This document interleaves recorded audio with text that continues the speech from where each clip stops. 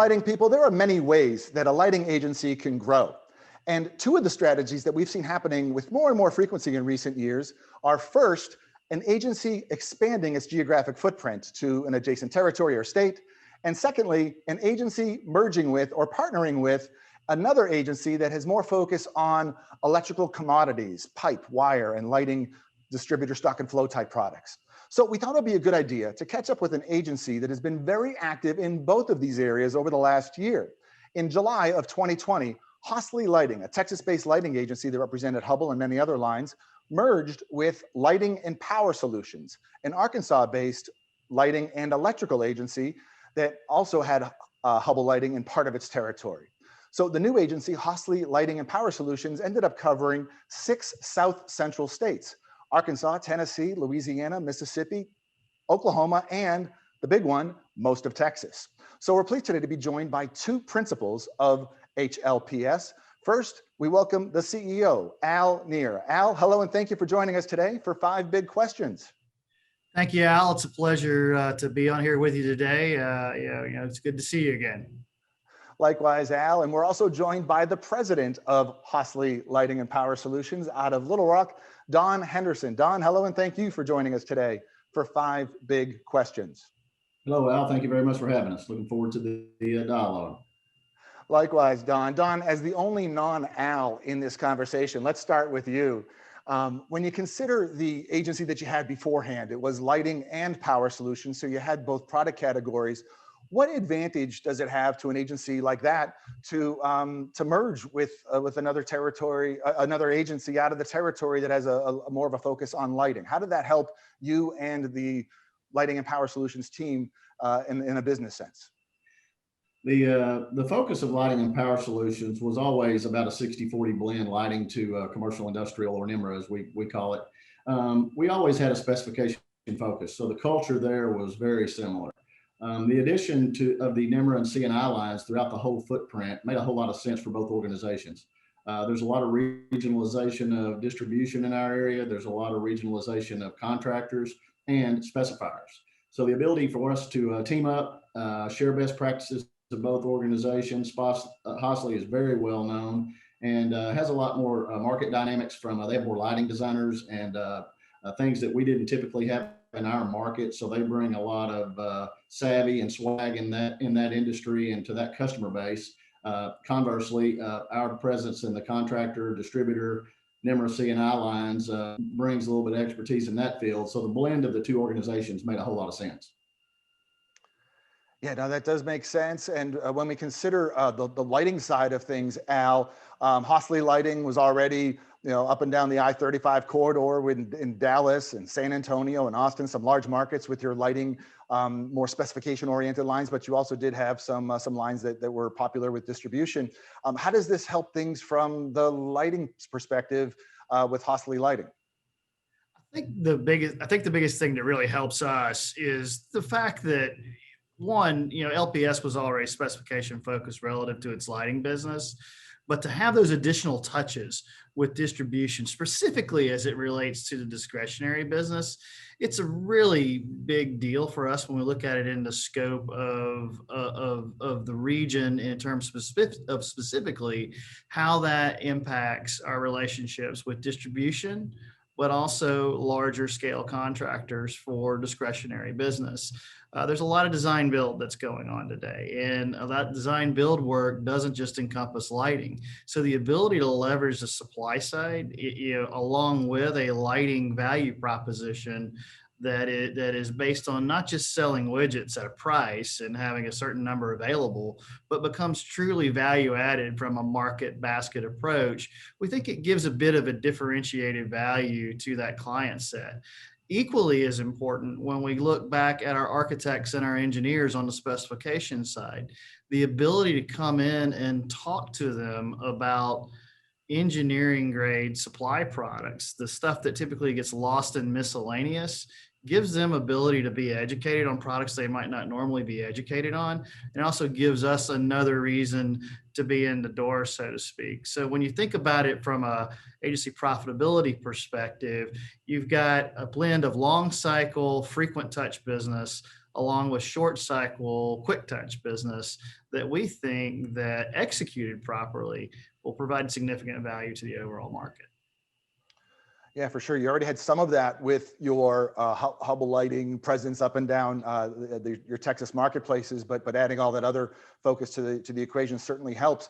And then when we look at the overall big footprint, you made some big news earlier this year in April in Oklahoma, when that's a market where the Hubble Lighting agent there had a 30+ year relationship. So it wasn't something that I'm sure was done with not a lot of thought, but the conglomerate lighting manufacturer Hubble chose to part ways with them and join forces with HLPS in the state of Oklahoma. So Al, let's stay with you. I know when I was a factory sales manager, I was often skeptical of when an agent expands its boundaries, because you have a new team or perhaps an acquired team that might not have the same strength that the agency has in its own market. And plus, if I wanted to make a move, I wanted to make a move that wasn't tied to other markets as a factory.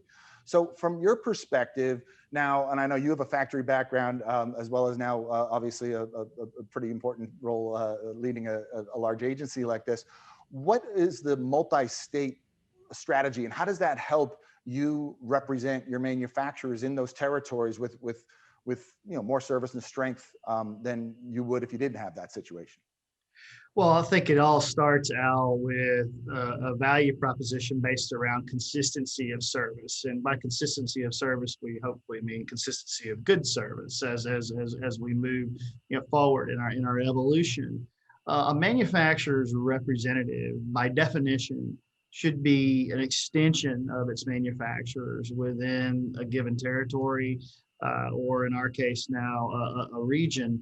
And it has to make sense, in order for it to work. And it has to make sense for a large manufacturer to go across a larger footprint. It also has to make sense for a smaller manufacturer to go across a larger footprint too.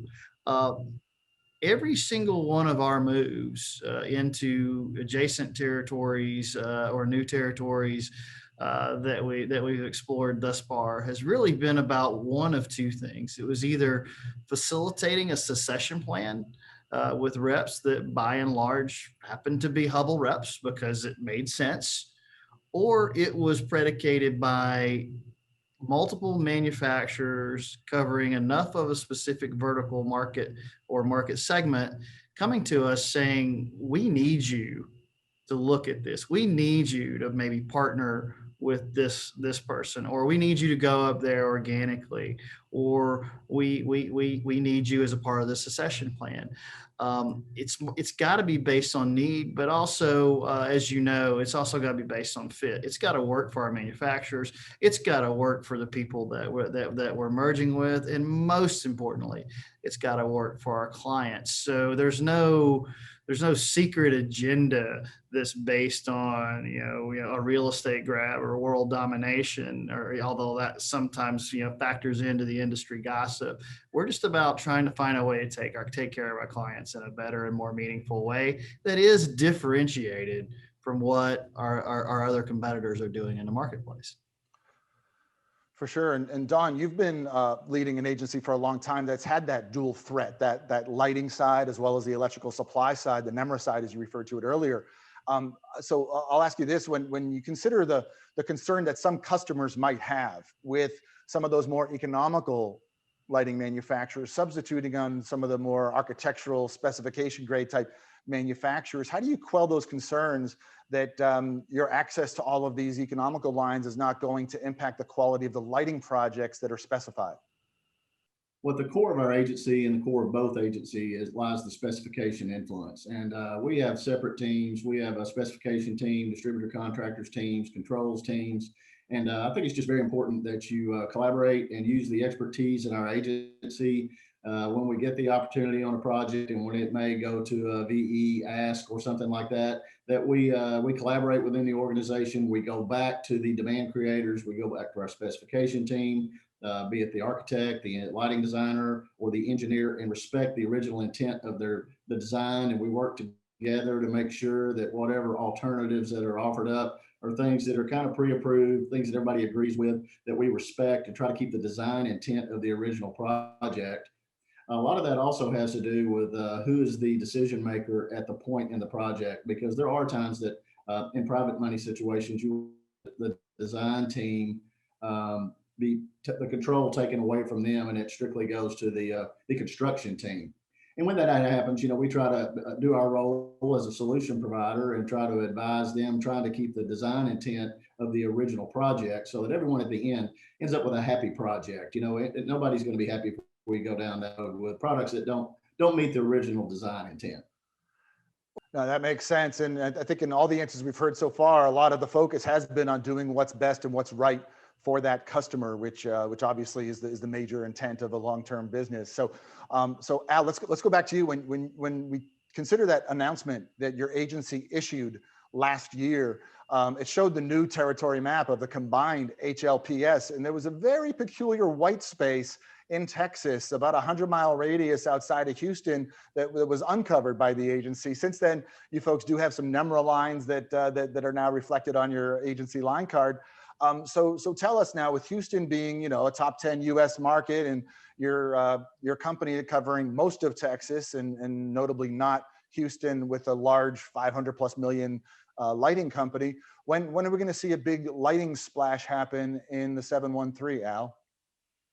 Well, I can tell you that this is actually the first time I've ever heard this question. Yeah, and it's one that I don't think you're going to have to worry too much with Hossley Lighting and Power Solutions, making a bold entrance into the Houston marketplace as it pertains to architectural, commercial lighting and controls. There's really three main economic areas of Texas. You have kind of the North Texas region, the Southwest Texas region, which encompasses Austin, San Antonio, and you have Houston.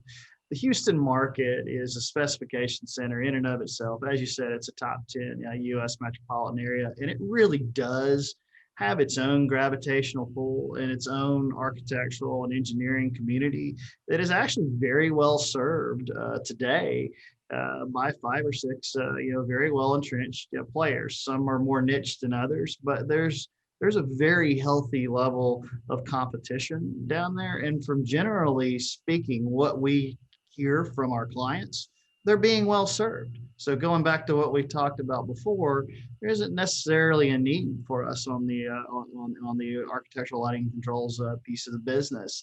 When you look, however, at industrial oil and gas OEM, from a NEMRA supply perspective, there's a wealth of opportunity down there, and we've been asked by several different manufacturers that play in that space, if we would entertain the ability to service that market from more of an industrial perspective, and that's something that you'll see us do, but it'll be very limited to that specific vertical as we move forward. Well, we really appreciate the insights, hearing how you're implementing these strategies in such a large piece of land, and so many different markets that are big, small, medium, and such differentiated markets from one another.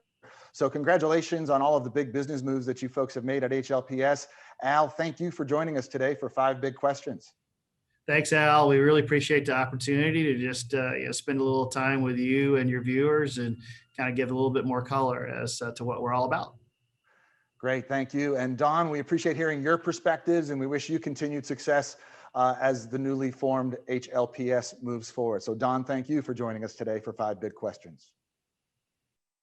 Al, well, thank you for your interest in our organization, and absolutely thank you for what you're doing for the industry.